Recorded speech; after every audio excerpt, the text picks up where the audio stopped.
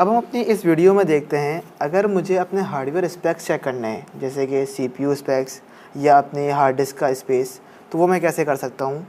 हमारे पास एक तरीका तो है, सिस्टम इन्फॉर्मेशन में ग्राफिकल यूज़र इंटरफेस से जाकर हम CPU स्पेक्स चेक कर सकते हैं, लेकिन वहाँ पर हमारे पास लिमिटेशन है। अगर मुझे डिटेल्ड इन्फॉर्मेशन लेनी है तो हमारे पास लिनक्स ने बहुत सारी कमांड्स प्रोवाइड की हुई हैं जिसकी मदद से हम अपनी स्पेक्स चेक कर सकते हैं। सबसे पहले हमारे पास uname-a की कमांड है जिसकी मदद से हम अपने सिस्टम इन्फॉर्मेशन और लिनक्स के बारे में या CPU जिसकी मदद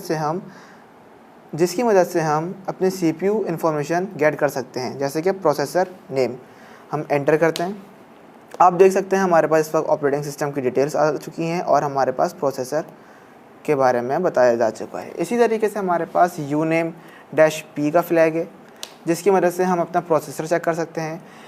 अब अगर हमें मज़ीद इन्फॉर्मेशन गेट करनी है अपने CPU की, तो हमारे पास कमांड है lscpu। lscpu की कमांड हमारे पास आर्किटेक्चर इन्फॉर्मेशन तमाम की तमाम प्रोवाइड करती है। अब आप ये देख सकते हैं, amazing architecture, CPU, byte order, जो भी आपने चीज़ें देखनी है। इसी तरीके से अगर मज़ीद डिटेल में आपने CPU की इन्फॉर्मेशन गेट करनी है तो हमारे पास एक फ़ाइल है जो कि एग्जिस्ट करती है proc/cpu info। कैट हम ऑलरेडी पढ़ चुके हैं। हमारे पास कोई भी फ़ाइल जो कि हमें डिस्प्ले करनी है, उसका कंटेंट चेक करना है, वो हमें यहाँ पर कैट की फ़ाइल से डिस्प्ले होता है। तो हम इस फ़ाइल को रन करते हैं या एग्जीक्यूट करते हैं, तो आप देख सकते हैं हमारे पास एक रिच क्वांटिटी के अंदर तमाम डेटा CPU से रिलेटेड प्रोवाइड हो चुका है। अमेजिंग, ये ज़बरदस्त। अगर मैंने ये काम ग्राफिकल यूज़र इंटरफेस से करना है तो मैं ये तमाम चीज़ें ग्राफिकल यूज़र इंटरफेस से नहीं देख सकता, वहाँ पे मेरे पास लिमिटेशंस हैं। फिर इसी तरीके से अगर मैंने अपनी डिस्क स्पेस चेक करनी है तो डिस्क स्पेस देखने के लिए हमारे पास मज़ीद बहुत सारी कमांड्स हैं, जैसे कि df की कमांड क्या करती है। df की कमांड हमारे पास जो भी हमारे पास स्पेस इस्तेमाल हो चुका है उसके बारे में बताती है, या जो हमारी माउंटेड डिवाइसेस इस्तेमाल कर चुकी हैं space, df and then press enter. अब आप ये देख सकते हैं, ये माउंटेड फाइल्स और ये हमारे फाइल सिस्टम, ये हमारे पास यूज़ कितना हो चुका है, कितना अवेलेबल है, यूज़ परसेंटेज, तमाम चीज़ें df की कमांड से शो हो रही हैं। लेकिन क्या ये कुछ समझ आ रहा है कि यूज़ 62064 क्या है? नहीं, क्योंकि ये वैल्यूज़ कुछ समझ में नहीं आ रही कि ये गीगाबाइट में है, ये मेगाबाइट में है, ये KB है।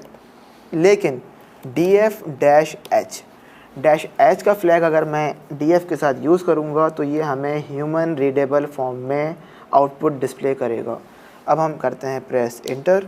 अमेजिंग, आप देख सकते हैं 5.8 G फॉर गीगाबाइट, इसी तरीके से M मेगाबाइट, 166 गीगाबाइट। तो हमारे पास मज़ीद बहुत सारी कमांड्स हैं हमारे स्पेस को चेक करने के लिए। अगर मैं चाहता हूँ अपनी स्पेसिफ़िक डायरेक्टरी के अंदर जितनी फाइल्स इस्तेमाल हो रही हैं उनका साइज़ चेक करना, तो वो मैं ई-लर्निंग के अपनी डायरेक्टरी में du की कमांड से ईज़िली फाइंड कर सकता हूँ। अब आप देख सकते हैं ./ट्रांसफ़र, ये मेरी एक डायरेक्टरी है। ई-लर्निंग की डायरेक्टरी के अंदर CNC की डायरेक्टरी है जो कि हमारा इतना स्पेस एक्वायर कर रही हैं, और टोटल जो साइज़ है वो 88 है।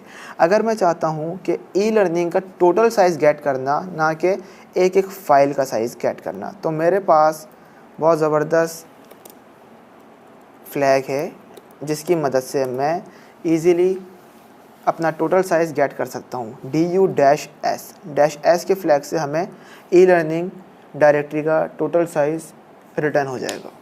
अमेजिंग, आप ये देख सकते हैं इस वक्त जो टोटल साइज़ है वो हमारे पास 88 है। अब 88 ये क्या है, इसको हम -h की फ्लैग से मज़ीद चेक कर सकते हैं। अमेजिंग, तो ये हमारे पास होपफुली आपको बात समझ आ गई होगी कि अगर मैंने हार्डवेयर स्पेक्स चेक करने हैं, जैसे कि अपने हार्ड डिस्क स्पेस या अपने CPU के बारे में मालूमात हासिल करनी है, तो ये हमारे पास बहुत पावरफुल कमांड्स हैं जो कि लिनक्स प्रोवाइड करता है। तो हम इसी तरीके से मज़ीद कमांड्स देखते हैं अपनी आने वाली वीडियोस में।